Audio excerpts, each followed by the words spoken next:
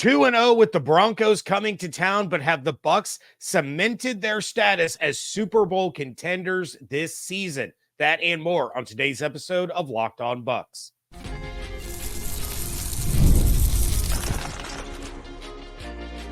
You are Locked On Buccaneers, your daily Tampa Bay Buccaneers podcast.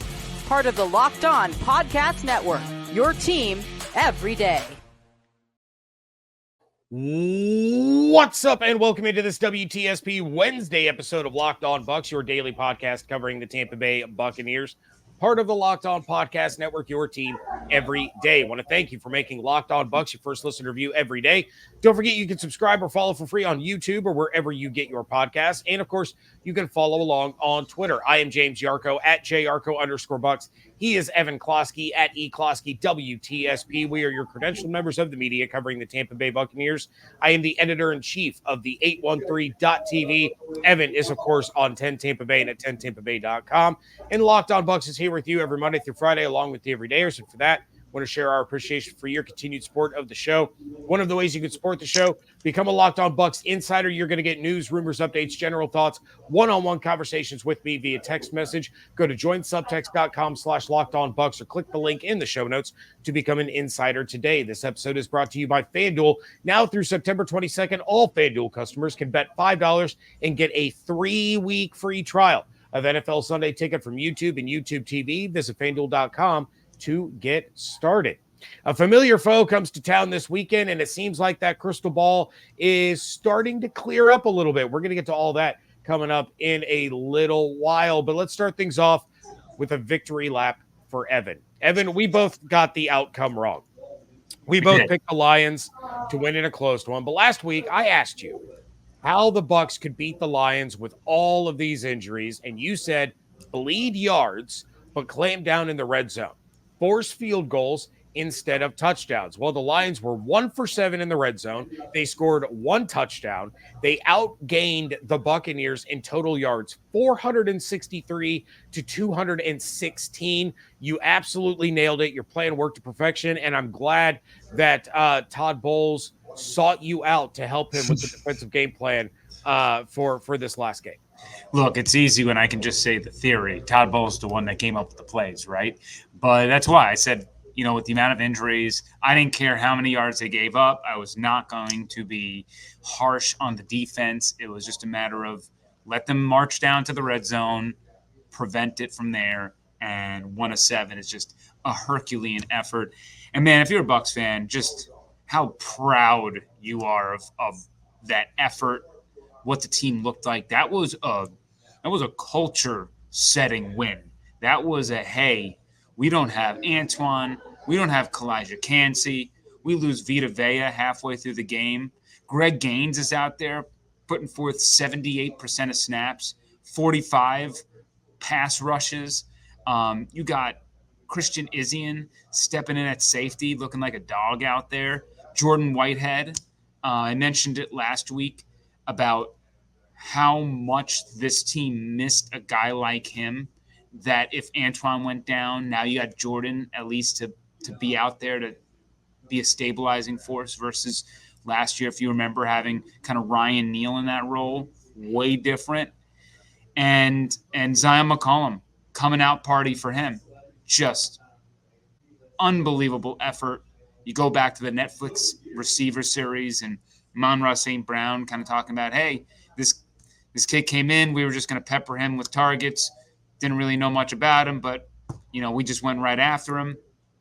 And 1 of 5, gave up four receptions, had one interception, and could have had 2 more picks. So, man, I mean, even William Golston had a pretty good day considering the amount of work these guys did. So it's not necessarily the production from the team, even though some players had certainly great production more than others. Servassier Dennis, what he was able to do in that game, also a coming out party for him. Just a lot of the youth had to step up. They had to play a ton of snaps because the offense only had 20 snaps in the second half.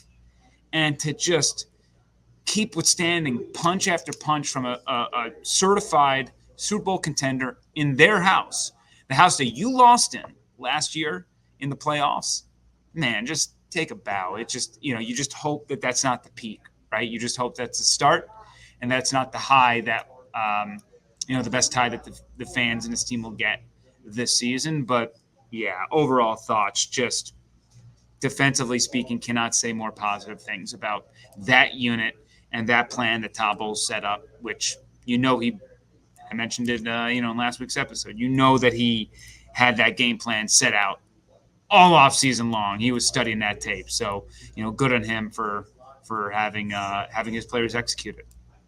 Yeah, well, and you lead into this perfectly, because now the talk, especially among Bucs fans, they were screaming all off season that once again their team was being overlooked, they were being disrespected. Now they go into that hostile environment and they beat a certified Super Bowl contender, as you put it, in their house, shorthanded. And you take a look at the landscape of the NFC and really some of the preseason favorites across the NFL. So I have to ask, did last week solidify the Bucs as legitimate Super Bowl contenders this year? I mean, to me, there's still the same team before and after that game. Like, there's the high of that win, but on paper, they probably should lose that game. Like, if you play that game with those stats, more often than not, you're not going to go 1 for 7 in the red zone. So more often than not, you're going to lose those games more than you win them. It just was a very gutsy type effort, but the second half offense was nowhere to be found. The rushing attack was in a game where, and look, the Lions have a great rushing defense. They had it last year. They hang their hat on it, just like many teams struggle against the Buccaneers when they're, at full go with their personnel. And you enter those games and you just can't run the ball. I mean, that was a really tough task for a team that traditionally can't run the ball against a team that stops to run. And they looked like a group that was hitting well above their weight class. They just couldn't do anything, Rashad Bucky didn't matter. It was anemic. And the fact that Liam Cohen had no answers in the second half, couldn't get this team going. Yes, Justin School had his issues there, filling in for Luke Gedicke, but there were other issues as well. Never could really get Mike going. If Baker doesn't scramble and do some things with his legs, where was this team in the second half? So, look, offensively speaking, it wasn't pretty. Chris Godwin was amazing in the first half.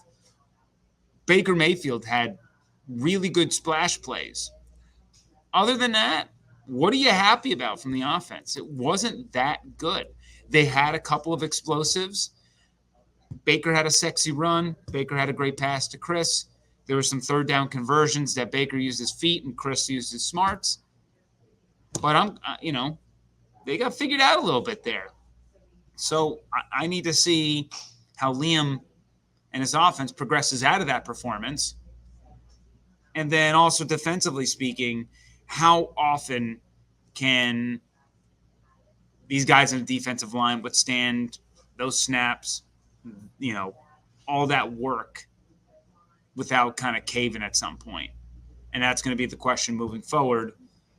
And they didn't have any sacks last week, even though they kind of created some weird looks and some pressure in different ways. But I think Yaya Diaby led the team in pressures, QB pressures, and it was south of 14%.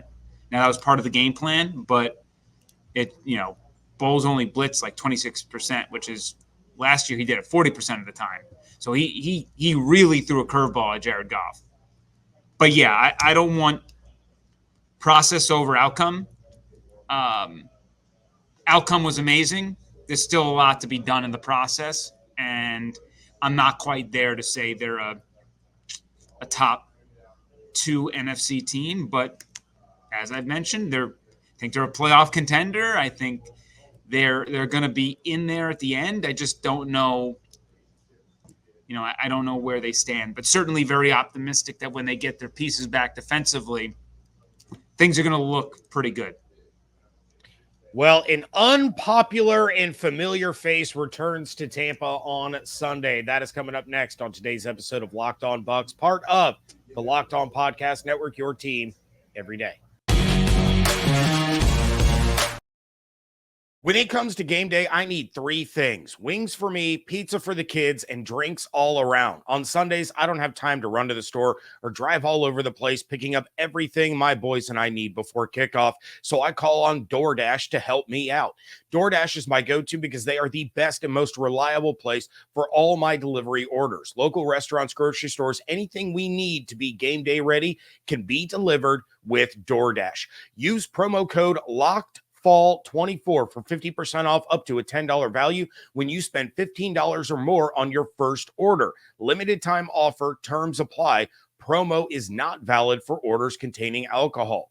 DoorDash, your door to game day greatness, your door to more. Download the DoorDash app now to order your game day favorites, and don't forget to use promo code LOCKEDFall24 for 50% off up to $10 on your first order when you spend $15 or more. Must be 21 and over to order alcohol. Drink responsibly. Alcohol only available in select markets. You've heard us talk a lot about FanDuel, America's #1 sports book. Well, we have something a little different for you. Now through September 22nd, all FanDuel customers can bet $5 and get a 3-week free trial of NFL Sunday Ticket from YouTube and YouTube TV. Then with the YouTube TV base plan, you'll be able to watch every regular season Sunday afternoon out-of-market game. All you need is a Google account and a current form of payment, and you can cancel anytime. The Buccaneers are 6.5-point home favorites against the Broncos this weekend with an over-under of 39.5 and have moved up to the second best odds to win the division behind the Saints at plus 195. But if you want to get in on the action a little early, the Jets are 6.5-point favorites against the Patriots with a 38.5-point over-under on Thursday night. Just visit FanDuel.com/lockedon to download America's #1 sportsbook. Thank you again for making Locked On Bucs your first listen review every single day. Gonna talk about the Bucs and the Broncos coming up in just a minute. But first, the new Locked On NFL is here. Locked On NFL is now 2 shows every day. First, the madman Tyler Rowland kicks off your morning with a double shot of NFL espresso. Then stop by the barbershop with Tony Wiggins for some real NFL talk. Add in the Locked On local experts and you get unprecedented NFL insight, hot opinions, detailed breakdowns, all in 30 minutes. It's the new Locked On NFL, and it's twice a day. Make the madman Tyler Rowland and the barber Tony Wiggins your second listen on the new Locked On NFL on YouTube or wherever you get your podcasts. I don't think that there are many, if any, Bucs fans that like Sean Payton. He is pretty much the absolute worst that there is to offer, and he tortured the Buccaneers for years as head coach of the New Orleans Saints. Well, now he returns to a place where he had a lot of success over the years, but this isn't the Saints team that he coached. It's the Broncos.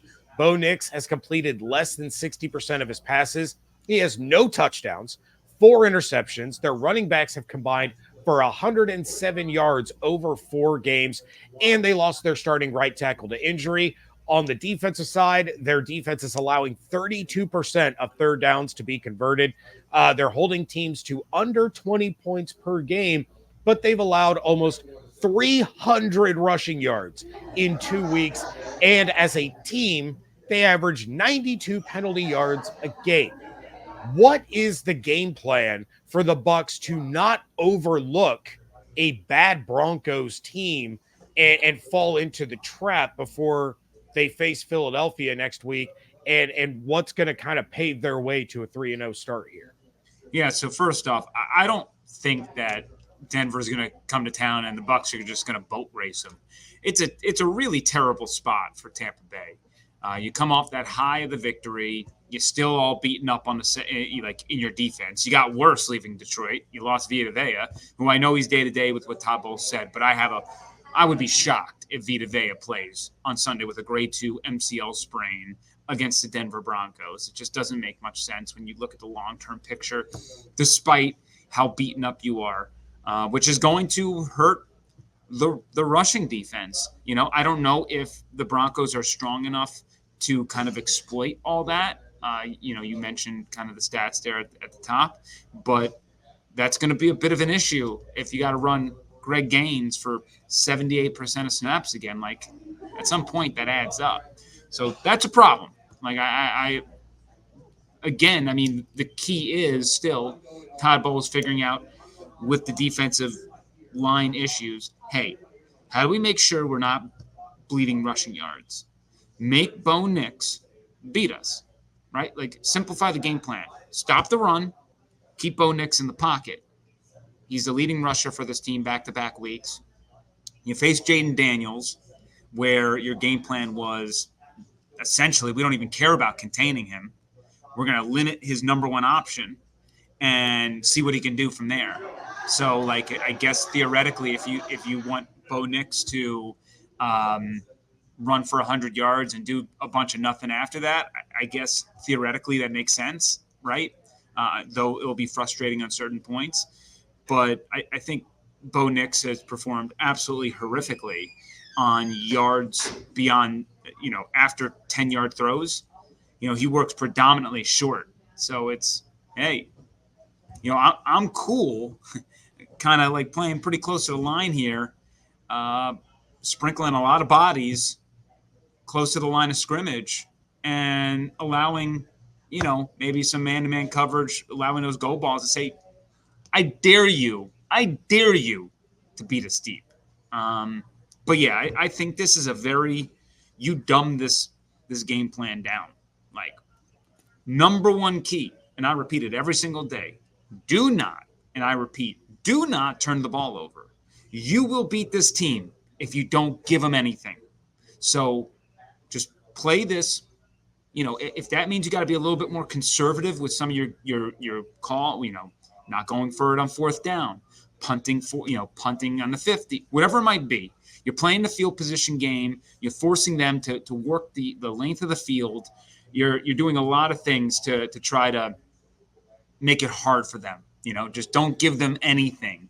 And if you do that, they'll win. The Bucs will win the game. And no excuses for the rushing attack this week. I think you gotta run the ball. You got to establish the run. And I don't know how serious Rachaad White's groin injury is.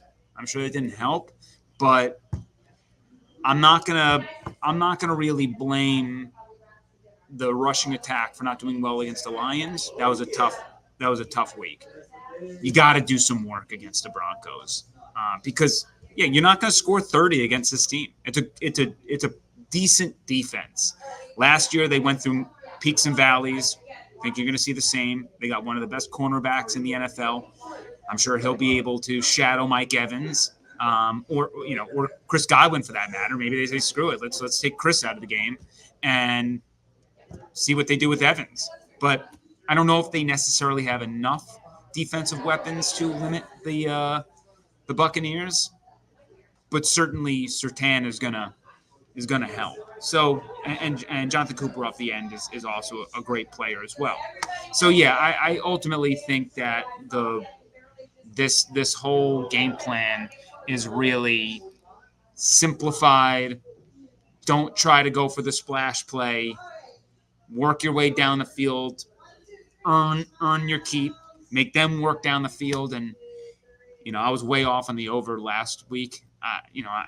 And I'll give you a hint for my predictions. I think this is going to be an under type of game, real type of snooze fest, and fans might be scratching their heads a little bit. But I think that's just part of the plan. Yeah, and that's you mentioned how Surtain might shadow Mike or shadow Chris, and how they're going to approach that. And I think that's kind of what's great about this offense versus the 2023 offense, right? Because last year teams could shadow Mike. They could, clamp down on Chris and say, hey, beat us with literally anybody else. Well, now McMillan, Bucky out of the backfield. The Buccaneers have, what did I see? 1 receiving yard to the tight end position this season. So, yeah, and Cade Otton did get a couple of targets against the Lions, but, they have a lot more ways to spread the ball around. One of the biggest things that I'm watching for is take advantage of the fact that this team is missing their right tackle. Do to the Broncos what Aiden Hutchinson just did to you when the Bucs had to put in a backup right tackle. Yaya should be lined up on that side all day long, all day long. And Joe Tryon-Shoyinka has been really, really solid for the first couple of weeks. But, we're, 2 games in, no sacks. He did have some key pressures. You pointed that out at the top of the show. But, this is a game where you should be able to get into the backfield. You should be able to bring down Bo Nix and really make his life a living hell. Yeah, I 100% agree with all that you mentioned. I think that especially with their offensive line concerns, especially with how their rushing attack, you don't feel too threatened by it.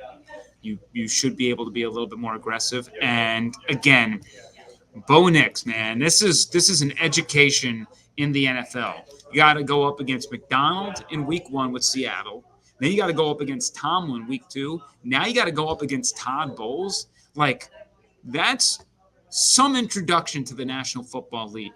And a rookie making his 3rd career start against Todd Bowles, I think that's a really tough task for Bo Nix. I don't think it gets much better for him.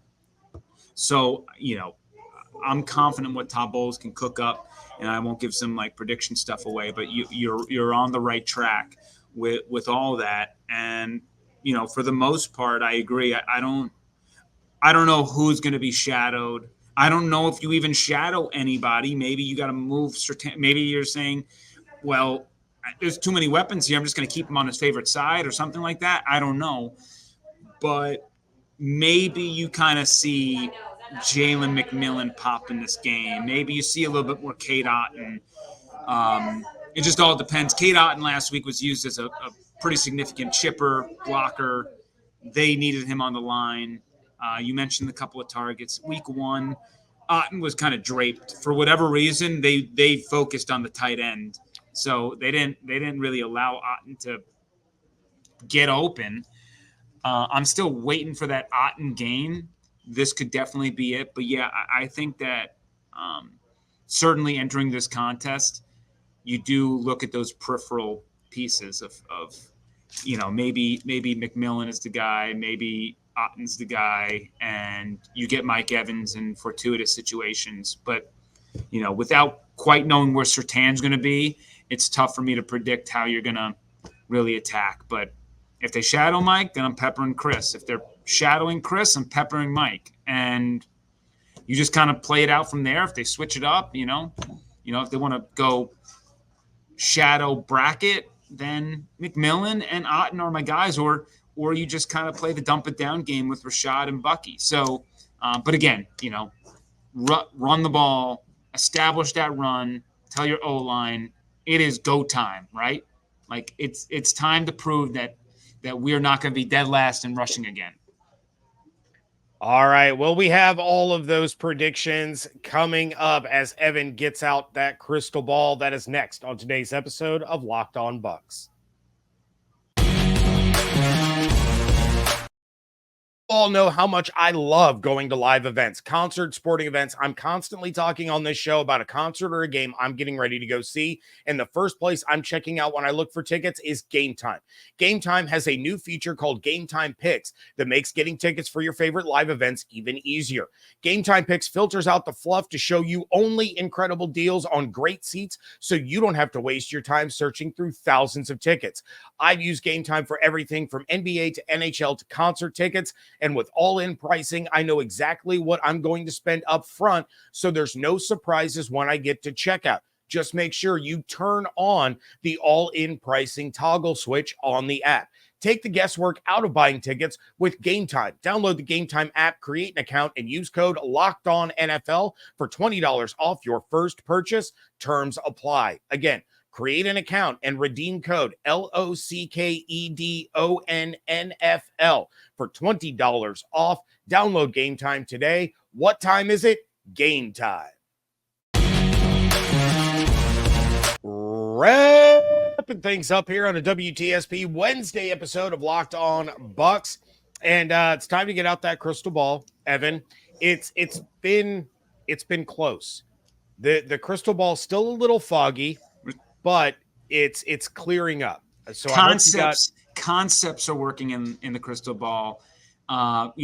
Players of the game last week, bowl prediction no touchdowns in the red zone. I'm giving myself an asterisk around that one. And then certainly the score was wrong. So I'm mostly taking an L last week, but we're peppering it. We're peppering it.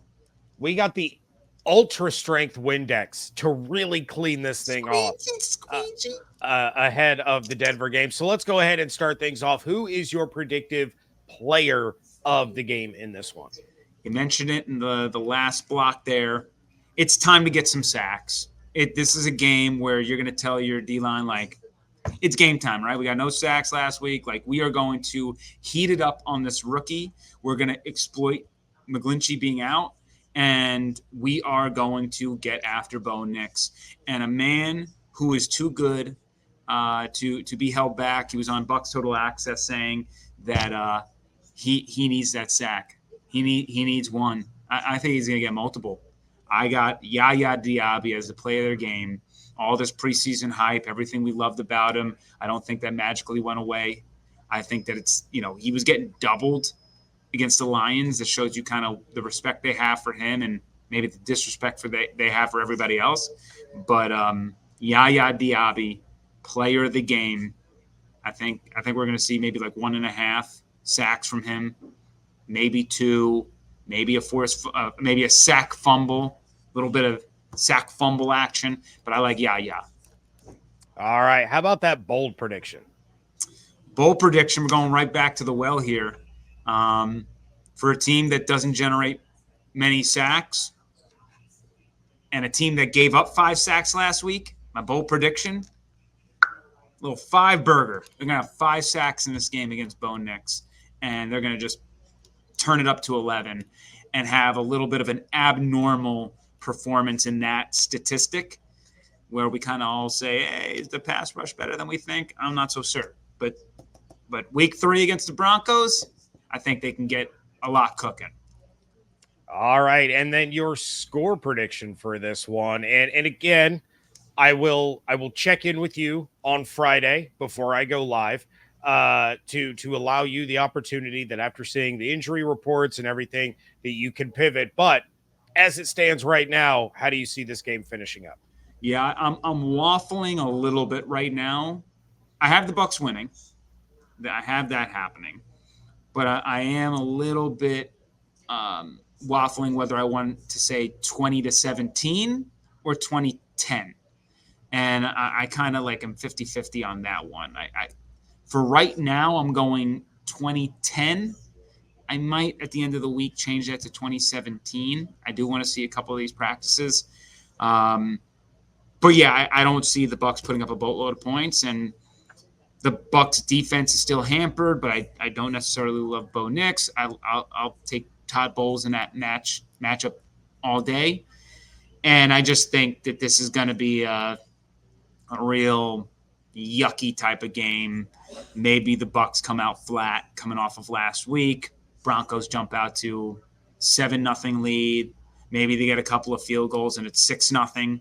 And then the Bucs got to play from behind a little bit and they start getting some things going. Maybe like a 7-6 game at halftime, 7-7, 10-7. And then they just make a few more plays in the second half and finally get what they need to do. So I'm Buccaneers 20, and then Broncos either 10 or 17 at this point. 2010 have them covering. I think as I get closer to the week, I'll have the Broncos maybe covering, but we'll lock that in for Wednesday. So what Evan just said is for the 23rd consecutive game, the Buccaneers are not scoring an opening drive touchdown. Evan, I don't know if they're ever going to score one again. They were gift wrapped one on the opening drive against Detroit and still couldn't punch it in. So I know. My bold prediction at some point this year might end up being the Bucs finally score a touchdown on their opening. I've done that bold prediction last year before. It didn't work out. I think it was the week that they actually got stopped on the one. Was against the Colts, probably. I think.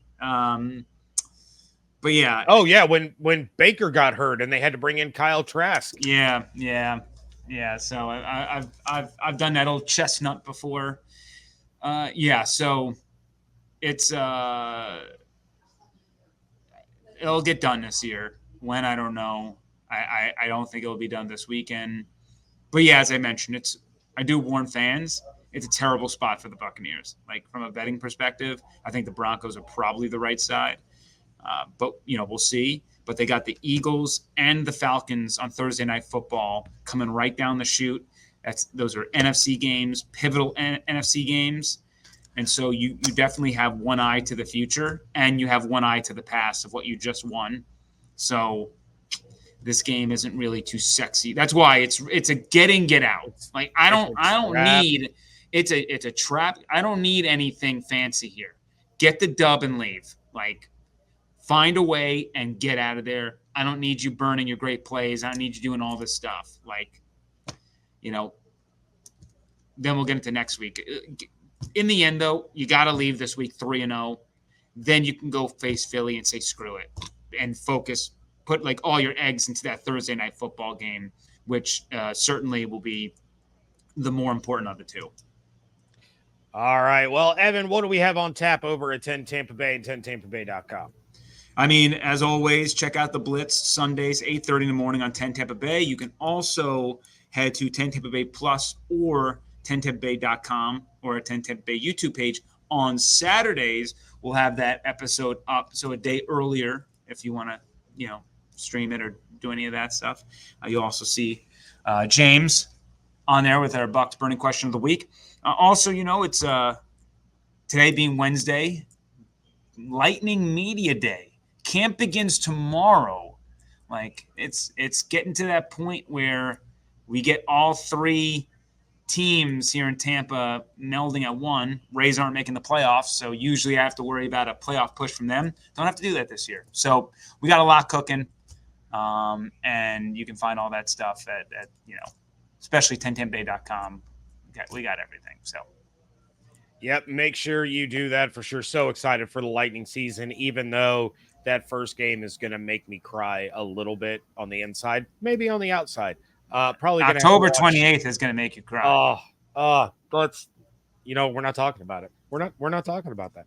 All right, make sure you're following Evan on Twitter at Closky WTSP. You can follow the show at Locked On Bucs. I'm at JYarcho_Bucs. Check out everything that we have cooking over at the 813.tv. Become a Locked On Bucs insider. Go to joinsubtext.com/LockedOnBucs or click the link in the show notes. Make sure you're subscribed on YouTube with those notifications turned on or on your favorite podcast platform of choice. Just a heads up, I will not be watching the game live on Sunday. My son has hockey games at 8:45 and 11:30 in the morning. By the time we get home, it'll probably be around halftime. So I'm going to be on a little bit of a delay. I will let all of you know when I will be going live after the game, but I'm going to have to play some catch up there. And so subtexters, insiders, I'm not going to be texting quite as much as I normally do in that one. But, if he's got to get out on the ice at some point. So he's going to test that knee and we're going to see if he plays against not one, but two of his former teams, Evan. We have a double revenge game day that he wants to get out there for. Wow. So, that will affect game coverage on Sunday, but I will do my best to get that live up and going as fast as possible. Hope you all have an absolutely outstanding day. Stay safe, stay healthy, fire the cannons. Want to thank you so much for joining me right here on Locked On Bucs, part of the Locked On Podcast Network, your team every day.